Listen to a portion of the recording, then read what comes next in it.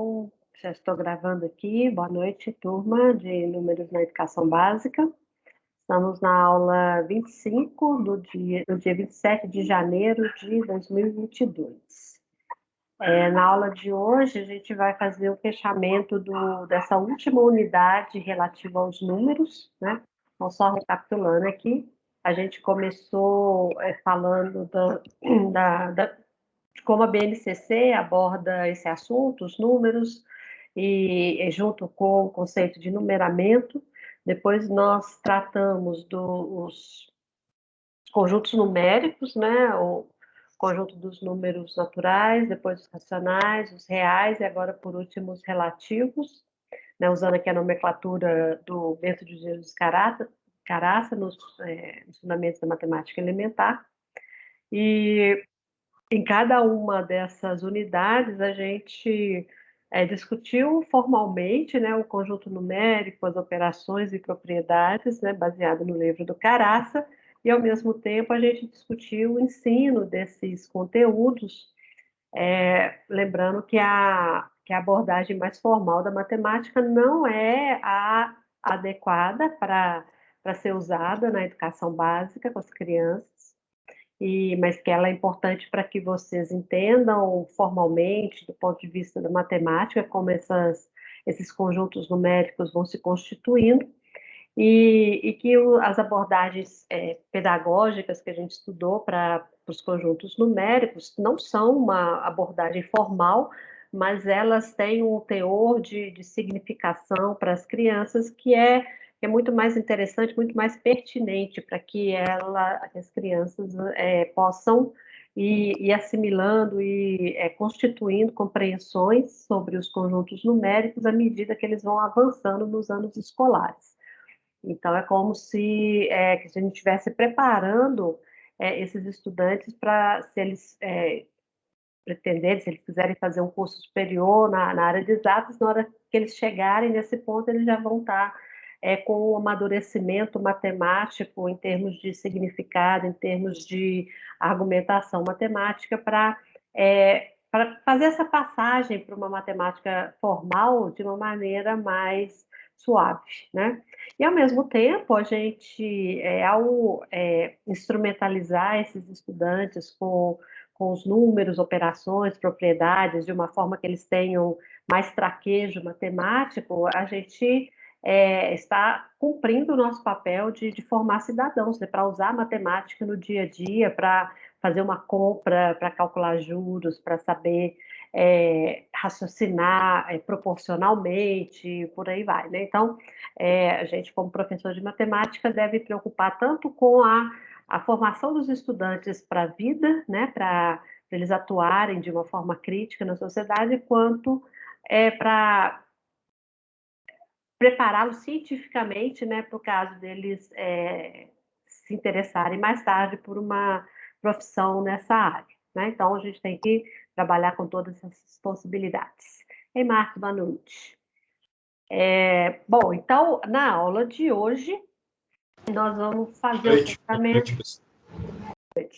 Nós vamos fazer o fechamento dessa última unidade aí, sobre os números inteiros, números relativos, na verdade, né? Porque quando o Caraça fala de números relativos, ele está incluindo todos os reais também, né? Porque a gente tratou dos reais só positivos, e agora ele está tratando até os reais também negativos, né? Então, e aí ele chama esse novo conjunto numérico com os números negativos de números relativos. Então, a gente vai fazer esse fechamento aqui hoje. Foi um tópico bem pequeno, né? Agora a caminho do final da disciplina, que a gente teve uma aula que eu fiz uma exposição, e depois, na terça-feira agora, a gente estava discutindo lá no fórum, no Moodle, o artigo do Rodolfo Schintani e colegas sobre a regra de sinal na multiplicação de números inteiros com estudantes do ensino fundamental. E aí eu quero deixar aberta aqui a palavra para vocês destacarem, fazerem comentários. Vamos conversar sobre esse tópico aí. Está com vocês.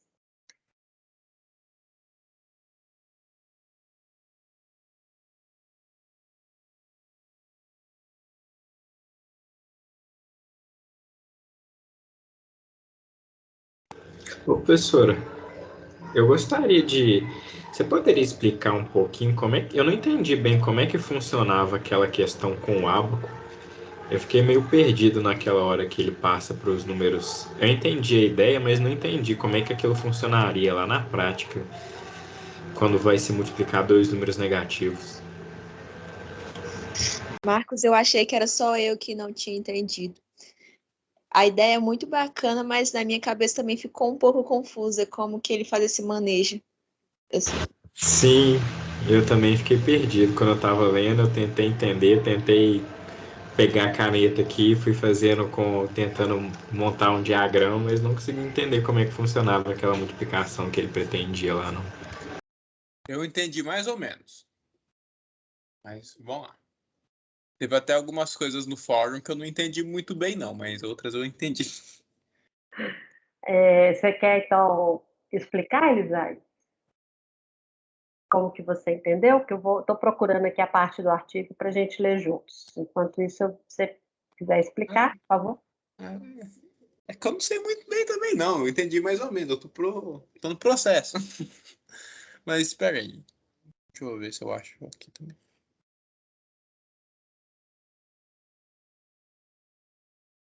Eu achei interessante que lá ele tentou colocar, tipo, em uma ordem também, a ordem dos fatores. Tipo assim, 2 vezes 3. Tipo assim, é 2 vezes que o 3 aparece. A questão dos negativos também, essa ordenzinha, isso fez uma diferençazinha na hora que foi explicar lá. Na verdade, eu queria até ter um abacozinho, na verdade, porque eu achei legal. Não só para nisso, até para treinar números em outras bases também é interessante, ajuda. Sim, o Jarbas, não sei se vocês viram, ele compartilhou, ele achou para vender na internet, ele compartilhou o link. E eu acho que dá para fazer também, né? Dois palitos de churrasco numa barrinha de isopor e argola tem que improvisar mais aí, né? Mas sei lá, acho que dá para fazer, pelo menos para brincar um pouquinho e entender qual que é a lógica aí. Mas assim, eu peguei aqui uma parte, vocês estão vendo minha tela? Ô, Jussara, Sério, tá aparecendo. Oi, Tá dando pra não ver. levantar a mão. oi, já. Mas, desculpa não levantar a mão, Sem mas se eu problema. entendi bem, eles trataram de uma forma simples. O primeiro operador, quando ele é positivo, eu estou acrescentando. Quando ele é negativo, eu estou retirando. Uhum, E o segundo elemento, se ele for positivo, ele é azul, se ele for negativo, ele é vermelho. isso. Então ficou simples. Quando eu quero retirar um número negativo, eu vou multiplicar dois negativos, vai dar um resultado desse. Quando eu quero retirar um número positivo, eu vou multiplicar o primeiro negativo e o segundo positivo, azul. E Uhum. aí ficou, na minha concepção, achei que eles mataram a pau, foi muito bem feito, Simples e funcional, né, já? inteligentíssimo um processo, viu? E aí, mas tem um ponto aí que é extremamente, que é ponto-chave para fazer essas operações aí, que são as várias representações do zero. A gente sempre associa O zero zero relativo, com nada. fantástico. A gente associa zero com nada, né? Foi a primeira coisa que as crianças lá falaram, né? Representa o zero no ábaco. Eles tiraram as argolas, né?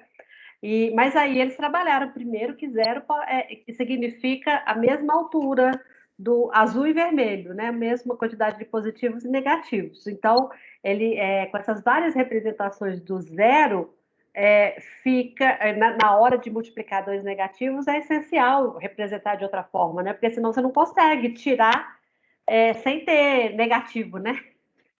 Então, vamos retomar aqui o que eles fizeram. Olha, eles começam com 5 vezes menos 2, e bem assim, em cima daquela ideia de que multiplicar é somar parcelas iguais, né?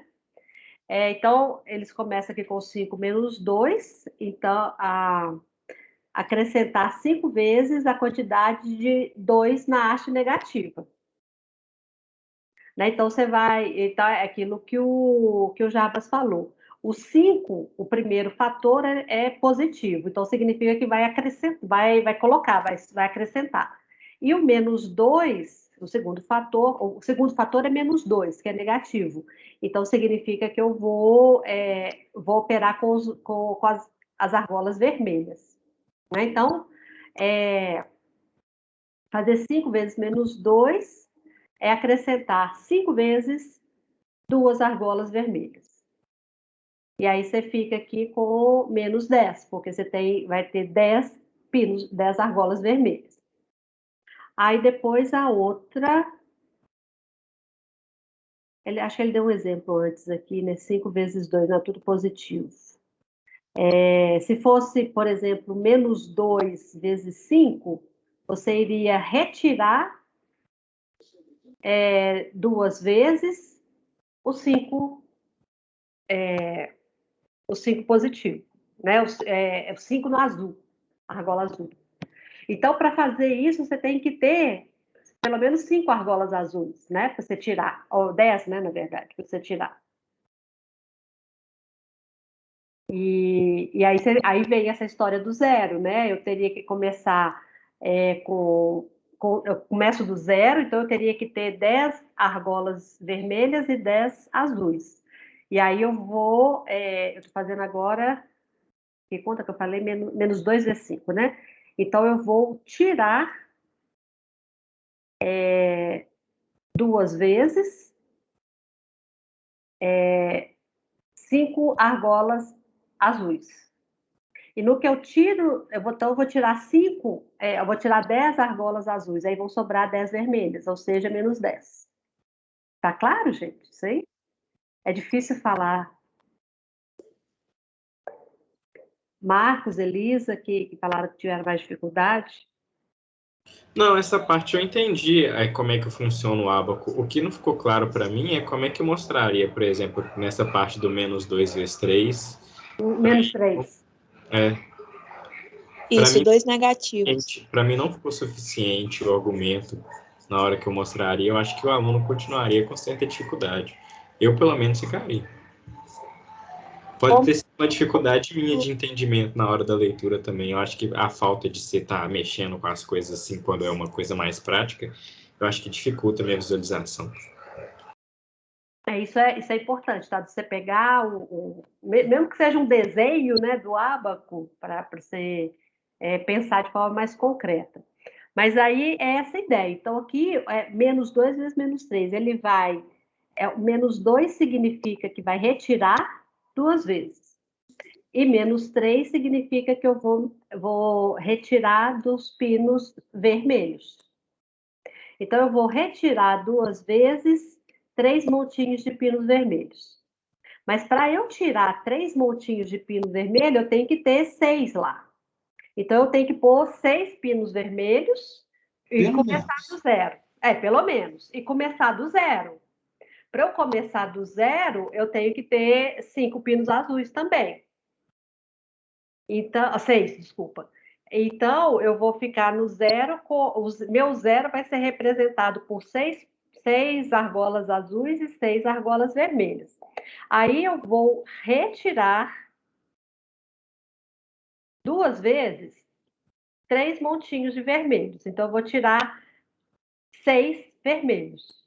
No que eu tiro 6 vermelhos, eu passo a ter 6 azuis e 0 vermelhos. Então, eu tenho 6 positivos. Como é que ele fala isso? Deixa eu ler aqui, né? Quando consideramos, começamos com o exemplo menos 2 e menos 3. Nesse momento, os alunos já eram capazes de efetuar a leitura da sentença, ou seja, já sabiam que a sentença indicava que eles deveriam retirar 2 vezes a quantidade 3 do pino negativo. Isso é, deveriam retirar 2 vezes 3 argolas vermelhas. Para que isso fosse possível, o ábaco deveria ter pelo menos 6 argolas vermelhas logo de início. Aí voltamos à importância do zero no ábaco. Eles representaram a quantidade zero usando 6 ou mais argolas azuis e vermelhas, e proceder à operação que foi solicitada. E aí, eles precisam, é bacana ter antes a experiência com os dois fatores positivos, um só positivo e o outro negativo, para eles acostumarem com o procedimento, porque a novidade, né, o que é diferente aqui, que é mais complexo um pouquinho, é o negativo mesmo, negativo vezes negativo. Melhorou, Marcos e Elisa? Não, essa parte eu cheguei a entender, essa parte eu entendi bem. A minha dúvida de verdade é, por exemplo, será que isso justificaria de verdade para o aluno que realmente sanaria todas as dúvidas dele? Por que negativo vezes negativo fica positivo? Porque eu acho que quando a gente faz esse procedimento, ele vai mais para uma resposta indutiva, porque pelo que ele já está criando, do que ele teria que fazer, fica mais uma coisa mecanizada, ele vai entender que ele teria que tirar que ele teria que tirar 2 vezes 3 pinos da parte negativa, mas eu não sei se ficaria satisfeito para ele que menos vezes menos dá mais, o porquê da questão toda. Por isso a questão que eu coloquei no fórum para vocês. Porque ninguém garante. Isso aí que eu achei muito difícil a atividade, porque eu também não consegui. Adorei sua resposta. Achei muito difícil ficar pensando nisso. Eu tô fazendo um estágio no SESI, aí nessa parte de janeiro não tá indo professor e a gente fica mais livre. Essa semana eu tava pegando lá livros que o SESI usa, eles usam aquele Telários do Dante. Eu peguei o livro para folhear para ver se eu tinha uma ajuda, uma atividade que tinha do professor, mas lá ele também mostrava mais só a parte prática, ele ensinava fazendo as multiplicações, ele justificava com um quadro. Aí no quadro tinha, tipo, uma reta de um lado, -1, -2, -3, -4, 0, +1, +2, +3, e em cima também. Aí quando ia multiplicando, ia invertendo os sinais. Mas também não tinha uma justificativa muito boa do porquê disso. Pois é o que eu falei. Esse ponto, a gente não tem uma justificativa formal. É mais buscar mecanismos para que isso faça sentido para o aluno. Né? Porque quando você está multiplicando 2 números inteiros, você vai ter que tratar de todos os casos. Né? Então, positivo vezes positivo vem da definição de multiplicação, então é mais tranquilo. E aí você consegue, com essa mesma ideia, justificar quando é o produto de um positivo por um negativo.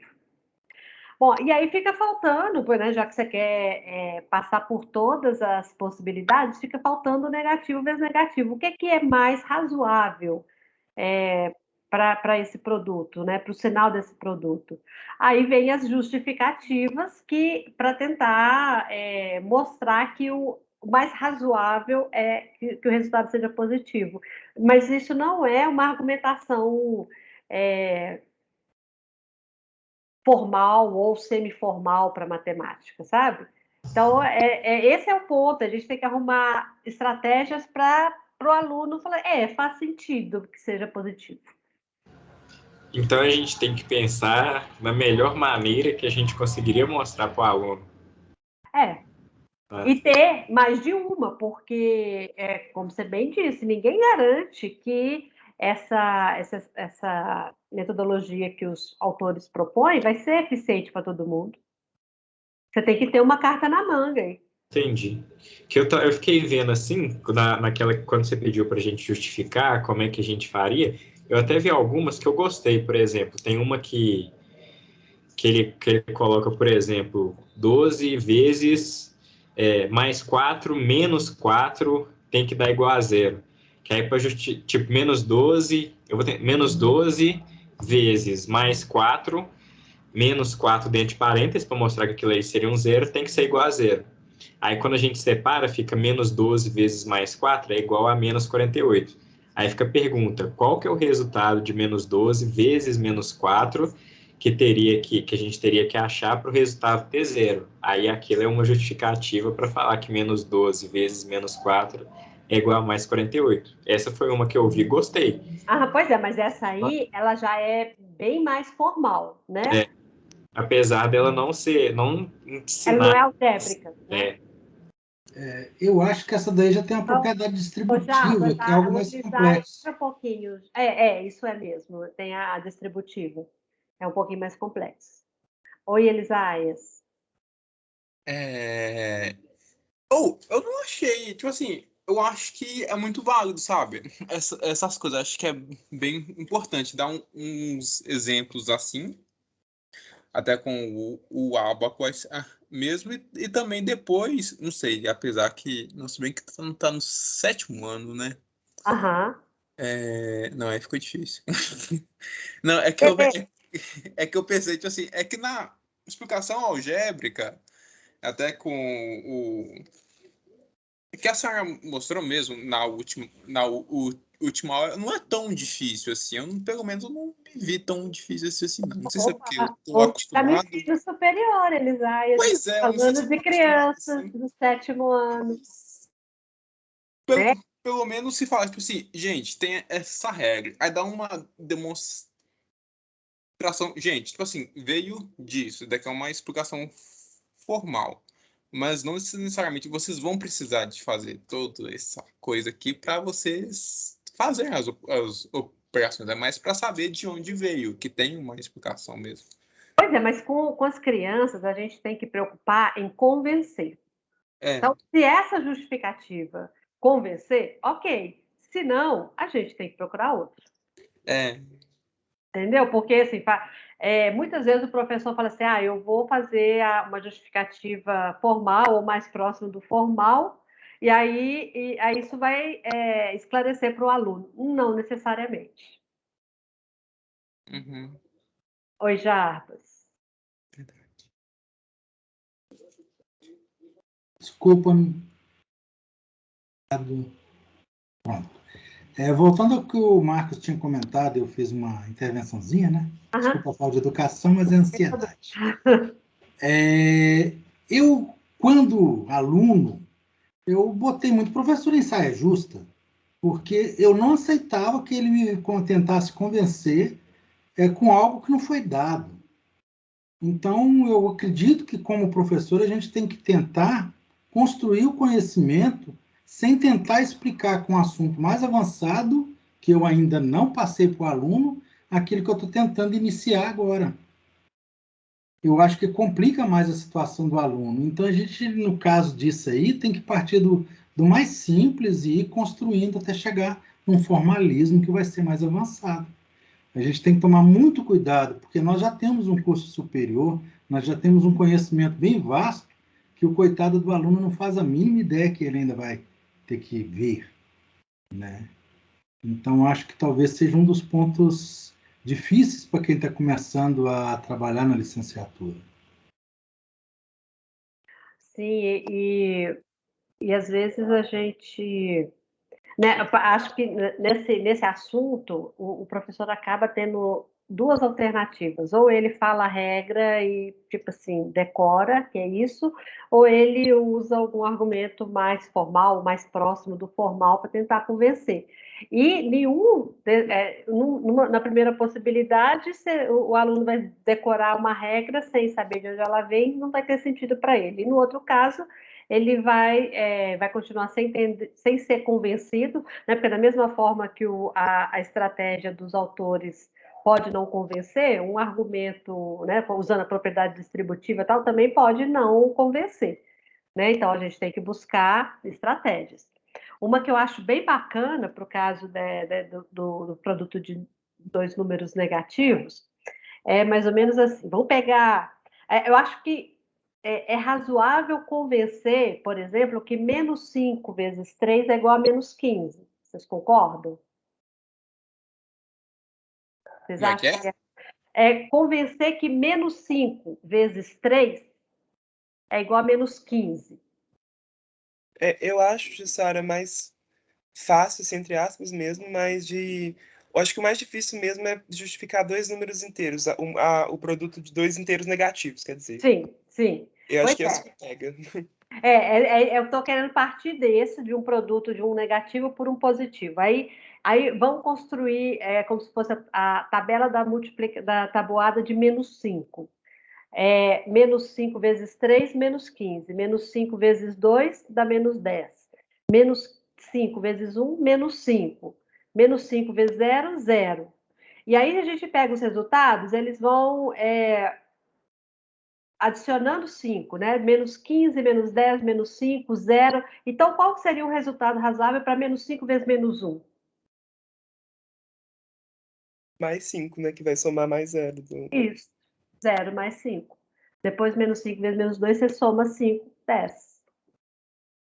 E aí você está trabalhando ao mesmo tempo a aritmética, né, a propriedade, a regra, né, de produto de dois números negativos, quanto um pensamento, um pouco de pensamento algébrico, né, de você ver padrões.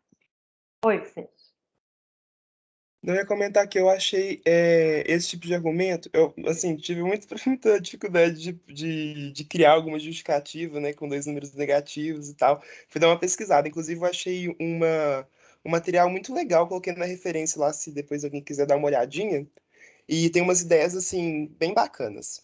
E aí, sobre essa parte do número negativo, uma das ideias que os autores colocam lá é da tabelinha mesmo. E, assim, eu particularmente achei interessante porque trabalha também essa questão de perceber os padrões, né? E a sequência, assim, enfim, raciocínio lógico. Achei interessante, assim. Fiquei buscando também, sei lá, algumas justificativas de, sei lá, visual, né? Mas, sabe, uma coisa, como a gente estava falando, por exemplo, do ábaco. Nesse mesmo artigo que está lá da referência, eles trabalham a soma com o conceito de escadas, e aí a multiplicação também de um inteiro com um número, um inteiro, um positivo com um negativo, também com uma certa analogia nesse sentido. Eu achei bem bacana, né? Só que realmente com dois números negativos tem que quebrar bastante a cabeça. O mais desafiador é isso, né? Mas isso é que eu tentei incentivar vocês lá no fórum, né? Que quando a gente não tem ideia, a gente procura. Ultimamente a gente tem fácil acesso aqui à internet, não é problema nenhum procurar, né? Porque o conhecimento tem que ser compartilhado. O importante é a gente informar qual foi a fonte, né? De onde que qualquer referência daquele trabalho que a gente usou, daquele texto, para inspirar a nossa ideia, né? Mas tem que procurar, professor, não está sozinho, né? Tendo que reinventar a roda.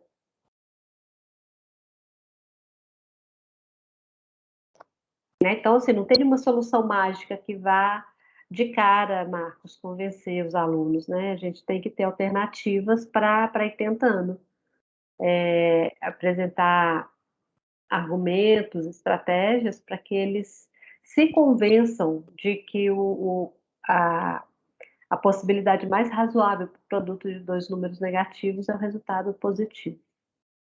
Para estar coerente com tudo que foi estabelecido até então. Te convenci, Marcos?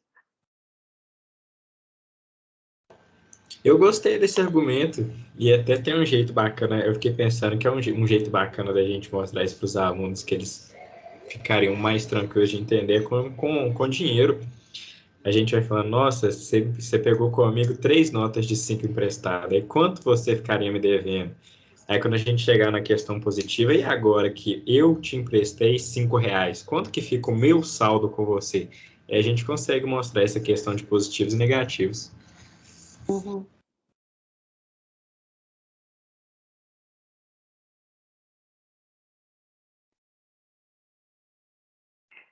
que mais, gente? Mas, Marcos, só voltando aqui, eu morri de rir do seu comentário lá. Essa foi a questão mais difícil da disciplina. Nossa, Sara, eu fiquei uns 3 dias pensando. Eu tava desde domingo tentando responder o fórum e nada, não vinha ideia nenhuma. Eu falava, nossa senhora.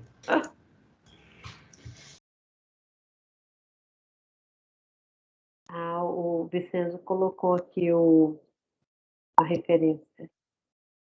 Regra dos sinais. Vaga e implicações didáticas. Obrigada.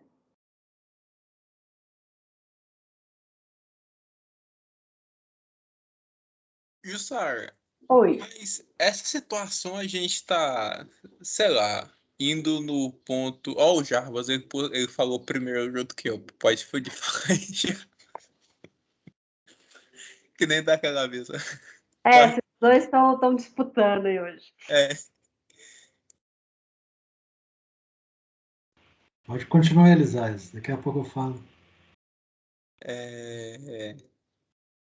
Tipo assim, é que eu não sei, a gente meio que parece que tá excluindo assim, né? É meio que um professor chegasse em uma sala do sétimo último anos, teoricamente sabendo algum. O aluno chega ao sétimo ano com uma certa bagagem de conhecimento aí. Aí o professor, a gente está supondo que o professor chega e ensina os números negativos para eles. É. Mas, não sei, mas dependendo da situação, não pode abordar com o aluno.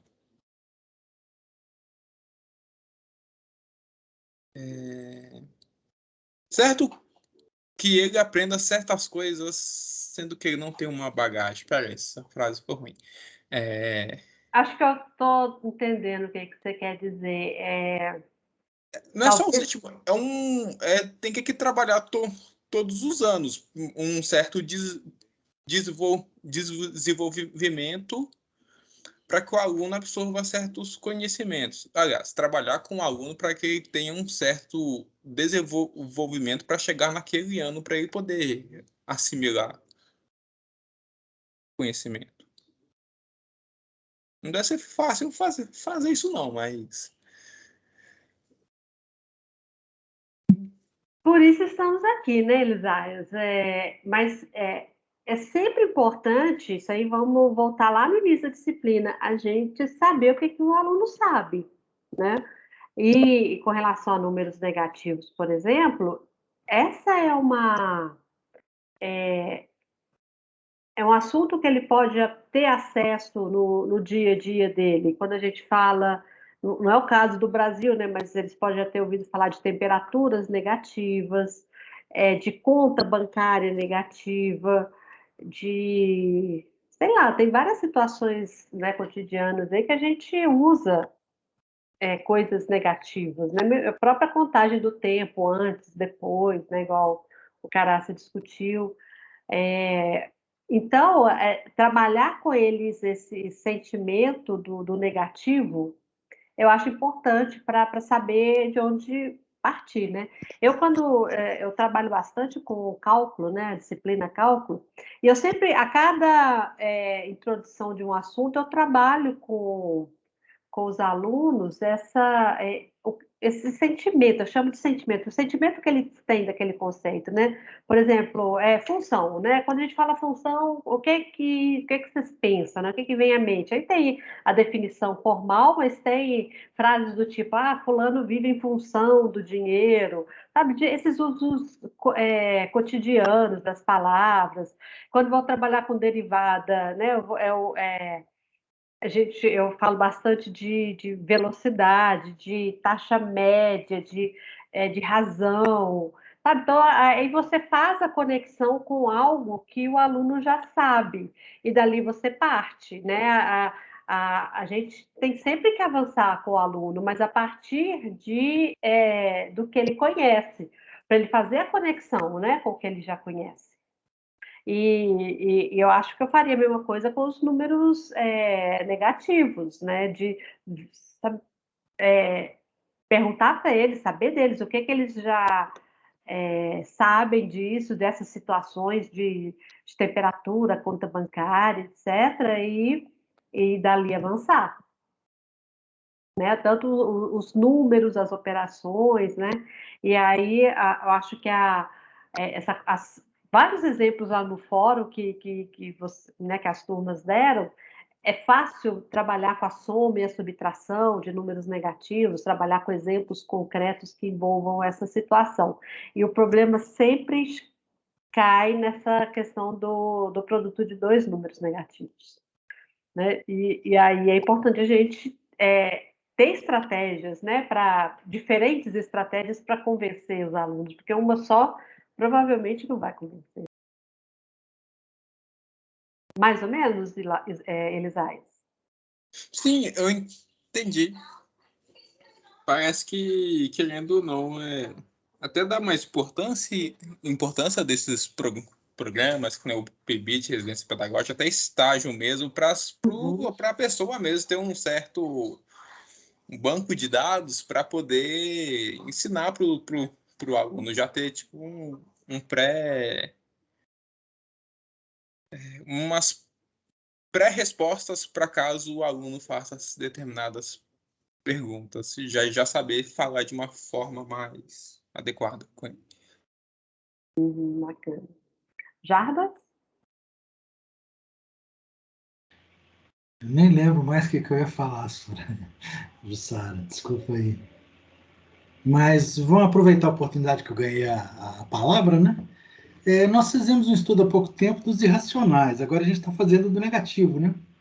E eu acredito que se a gente for fazer lá dos imaginários também, são sempre coisas que contrariam um pouco o conceito popular.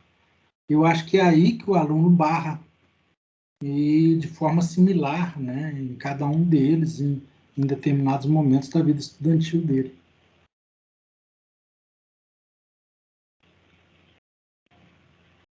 Mas a matemática é isso, né? Você se deparando com esses nós, essas coisas contrassensuais, que é mais contrassensual do que o infinito, do que os irracionais, né? Uma coisa. E aí é aquilo do que o Caraça fala, negação da negação, né?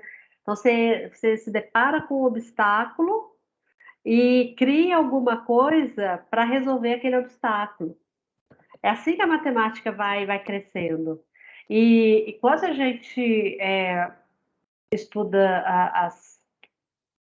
estuda álgebra, por exemplo, né, a álgebra avançada, né, as estruturas algébricas, você vai vendo que como que essas coisas que você entendia para os números, os números inteiros, os racionais, os reais, como que essas coisas vão expandindo. E aí você pega o jeito desse padrão, dessa coisa que vai expandindo, que se amplia, né? Mas isso, assim, é aqui para a gente, no ensino superior, né? Para as crianças, a gente tem que começar de algo ligado com o que elas conhecem na vida delas, e a partir daí também fazer esse processo, né? De se deparar com obstáculos e tentar resolver esses obstáculos. E é assim que a gente vai instrumentalizando, vai alfabetizando matematicamente, melhor dizendo. É assim que a escola tem esse papel, né, de abrir essas janelas, essas oportunidades para ter acesso ao conhecimento, né? A gente não pode, a gente aprendeu, pô, a gente não pode falar assim, pô, é um obstáculo, aí eu paro ali. Não, o obstáculo é a possibilidade de avançar. Porque aí você vai ter que criar novas estratégias para lidar com aquele obstáculo. É isso que é aprendizagem.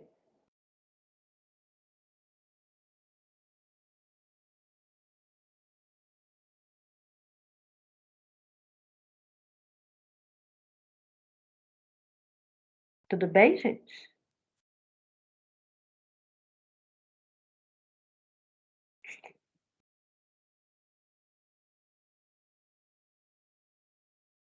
Que silêncio.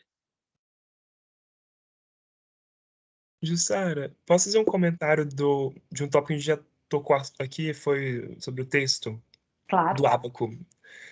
Eu achei legal essa interpretação de que os sinais negativos, os sinais em si, eles estão tendo uma representação, né? Uma interpretação ali. Então, o menos de um fator é o pino lá, e o outro menos ou mais é de você tirar ou colocar. E aí eu pensei que, igual o exemplo que ele dá, se não me engano, é 2 vezes menos 2 vezes menos 3, né?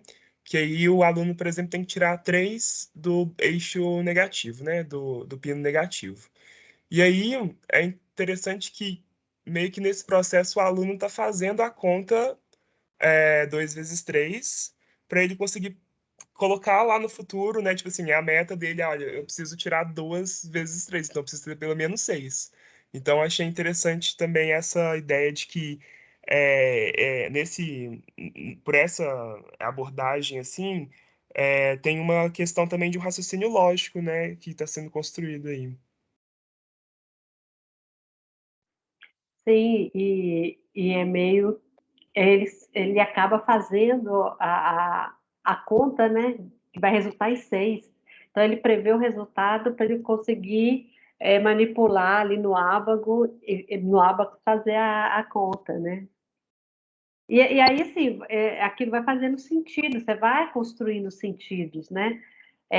Vocês lembram do artigo sobre números irracionais, aquele do quadrado de área 13? Né? As autoras falam do desestabilizar os obstáculos, né? É meio isso mesmo, né? De ser, opa, agora não dá certo aqui nessa nova situação. E aí você tem que arrumar uma estratégia. E aí essa proposta do Ábaco, ela é mais assim para dizer, olha, para fazer essa conta, a melhor alternativa é que dê positivo, né? Ou negativo vezes negativo.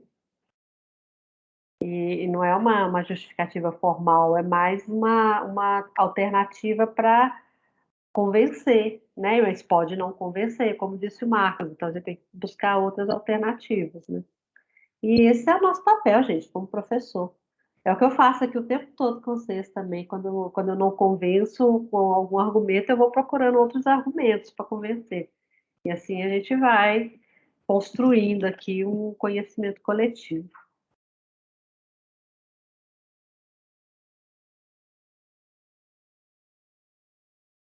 Tá certo? Professora, será que não seria mais interessante propor para os alunos, de propor, na verdade, nos ensinamentos, no ensino curricular de sexta ao nono, fazer uma apropriação igual o Caraça faz, não? Que eu acho que no nono ano os alunos teriam mais propriedade para entender, acho que coisas mais algébricas relacionadas a essa explicação sobre números inteiros, não? Eles ficariam mais satisfeitos com argumentos do que no sétimo ano. Mas no sétimo ano eu acho que é prematuro trabalhar com argumentos abstratos igual o Caraça usa. Mas o que eu falo é, por exemplo, a gente trabalhar primeiro a linha dos números naturais, depois os racionais positivos, depois os reais, e depois estender isso para os inteiros. E que a gente também perde muita coisa tratando isso, né? Pois é. E na verdade, a gente trabalha até os racionais positivos, né, nos anos iniciais. Então, os naturais, os racionais positivos, né, porque trabalha com fração, né, e aí no sétimo ano entram os negativos.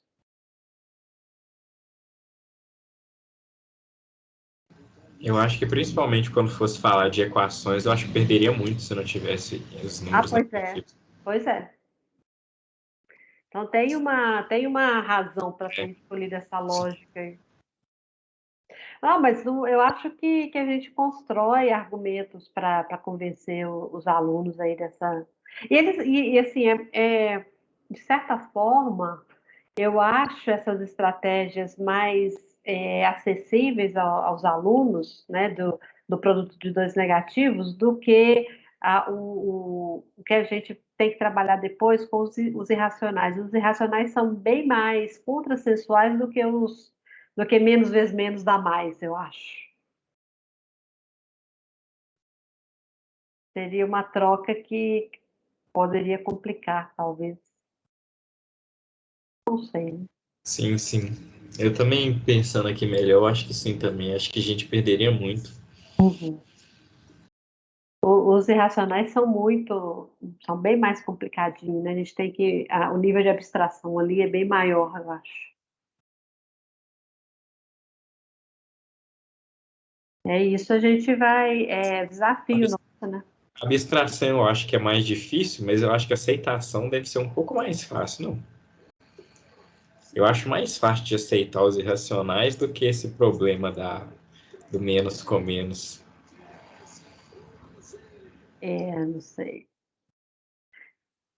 E você pode ter certeza, em cada turma você vai ter pessoas de todo jeito, né? Estudantes de todo jeito, que acha mais tranquilo o menos vezes menos, outros que acham mais tranquilo o raiz de 2, e por aí vai. As pessoas são assim, né? Cada uma tem umas dificuldades próprias.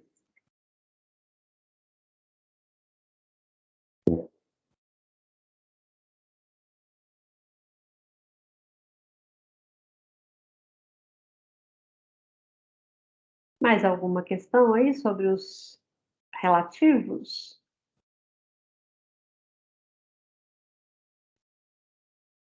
Tudo bem, gente? Vitor, que entrou depois. Boa noite, Vitor.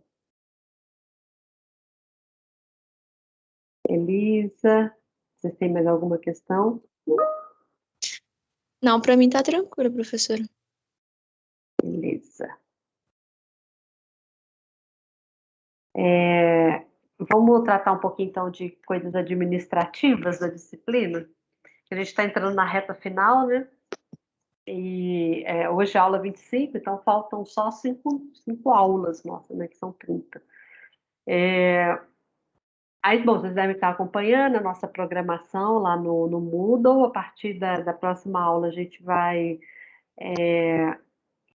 dar mais ênfase a uma tendência da educação matemática, que é a modelagem matemática. Aí vai ter um seminário, mas aqui a turma, a nossa turma aqui, a turma tem um número menor de alunos, então não teve grupo suficiente para fazer esse seminário. Mas a gente vai ter o nosso encontro aqui na terça-feira, às 19 horas, para discutir aquele artigo sobre modelagem matemática. E eu deixo vocês, quem puder, né, quiser participar do seminário na turma da tarde, às 5 horas, será bem-vindo para ouvir e discutir, né, com o grupo da turma Z. E de todo modo, né, todos nós aqui das duas turmas vão participar do fórum lá no Moodle, respondendo as questões que o grupo vai colocar lá, tá? Então a gente vai ter um conjuntinho aí de 3 aulas para discutir modelagem na educação matemática, modelagem matemática, em cima desse assunto, números, né? Então, o primeiro seminário, na terça-feira, depois tem uma oficina, a terceira oficina da disciplina, envolvendo modelagem e o assunto do momento, que é a pandemia, tá? Não sei se vocês já leram lá a minha proposta de oficina, tem a ver com esse assunto. E, por fim, a gente vai ter um bate-papo com um grupo de discussões sobre modelagem, que é um grupo que a gente tem na UFMG, grupo de professores e alunos de graduação e, né, pessoas interessadas nesse assunto, e aí vai ser na outra terça-feira ainda, dia 8, e aí vai ser uma aula única, tá? Às 18 horas, que aí pega um pedacinho da aula da turma de 5, um pedacinho da aula de vocês. E igual a gente fez com a Juliana, para o grupo, né, falar sobre o que a gente faz sobre modelagem, a nossa atuação, né, em escolas, em Belo Horizonte e tal, e fica até uma amostra, né, para quem quiser, né, que eu vou tentar ofertar uma disciplina sobre modelagem no próximo semestre. Eu vou fazer a proposta para o colegiado, aí fica o convite aí para quem, né, quiser conhecer um pouquinho e depois fazer a disciplina, quem sabe. E aí também eu queria conversar aqui com você sobre aquela atividade avaliativa, que é a escrita do texto de imaginação pedagógica. Vocês chegaram a ler as orientações que eu coloquei lá no Moodle? Eu já li só por alto, assim, mas já tem um tempo. Eu acho que já tem, muito perto de quando você soltou, eu já peguei, já olhei, aí eu vi que a data estava um pouco mais para frente, e aí depois eu não cheguei a voltar a olhar ainda não. Mas a data não é 2032, não, cara. É para agora, 2022. É para fazer agora, mas você vai imaginar você, professor, em 2032.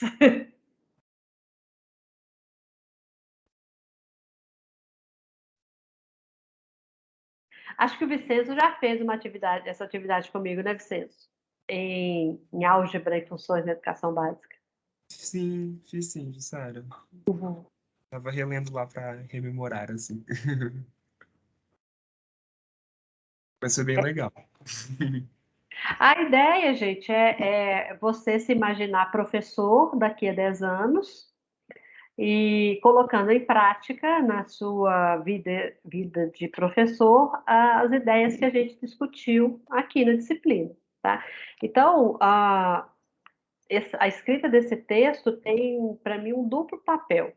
Primeiro, de você criar, né, de usar a imaginação, a criatividade e se colocar nessa situação, né, de professor tendo que inventar, tendo que criar estratégias para ensinar algum conteúdo relativo a números. Então, essa é uma ideia.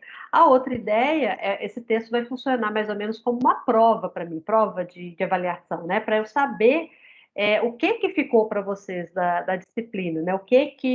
Como que vocês se apropriaram dos textos que foram discutidos, das atividades realizadas, né? Porque vocês vão criar as ideias de vocês dizendo quais foram as inspirações, né?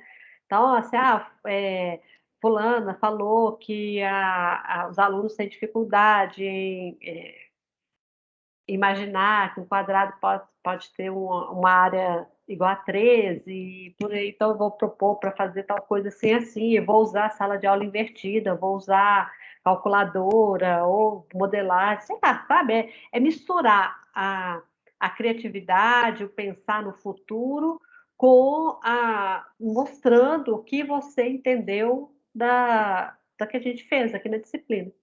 Então, esse duplo exercício. Tá claro, gente? Tá Escola sim. pública ou pode ser particular? Você inventa. Porque vai ser tão diferente dentro de 10 anos. Se hoje já existe um abismo entre elas, imagina com o desenvolvimento da tecnologia, o que vai acontecer nos próximos. Pode ser ao contrário, Jabas, de avançar tanto as escolas públicas. Assim, é uma imaginação, então você pode criar, sonhar à vontade. Professor, a gente tem que. Eu vi que tem um trecho lá que você começa falando, a gente tem que colocar aquele trecho no texto? Não, aquele ali é como se fosse eu fazendo o meu. Vocês vão criar os seus. Entendi. Mas assim, tem que localizar, né? Assim, eu vou dar aula no ano tal, ou numa escola, sei lá, numa escola alternativa que não tem série, inventa. Entendi. Eu já tive aluno fazendo esse exercício que fez assim, a gente foi, Marte começou a ser habitado, e aí eu fui selecionada para a escola que vai abrir em Marte, e lá eu vou fazer não sei o quê, e a gravidade lá é diferente, sabe? Inventa, inventa. É muito bom eu ler esses textos, gente, porque aí eu vejo vocês, autores criativos, né, colocando. E essa coisa é meio mágica, né? Quando a gente planeja o futuro, de alguma forma a gente está criando uma realidade para a gente no futuro que pode se concretizar.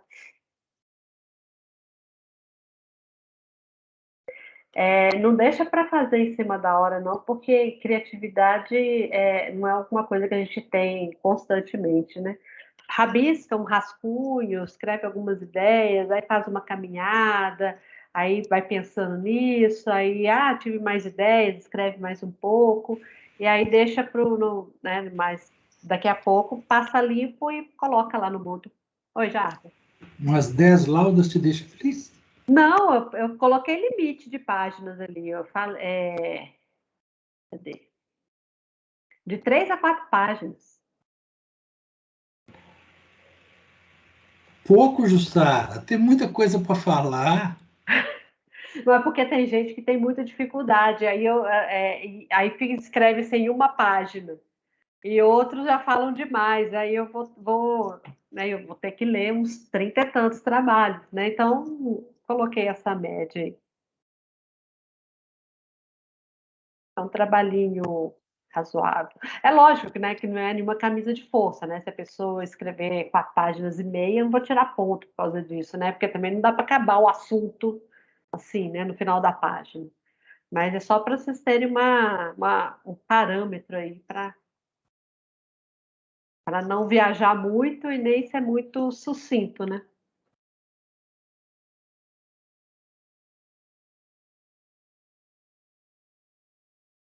Beleza?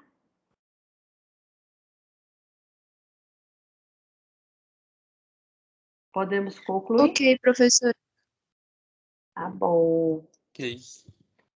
Então, acompanha lá no Moodle as próximas aulas e aí a gente já vai concluindo aqui aos poucos. Tá bom? Ok, então, muito obrigada. Obrigada a você, gente. Boa noite. Bom Boa Boa descanso. noite, noite. Sara. Cara, Tchau, Boa gente. noite, Jussara. Boa Ô, noite. encerrou a gravação? vou Boa encerrar. noite. Tchau, tchau. Obrigadão, hein? Obrigada a vocês. Tchau.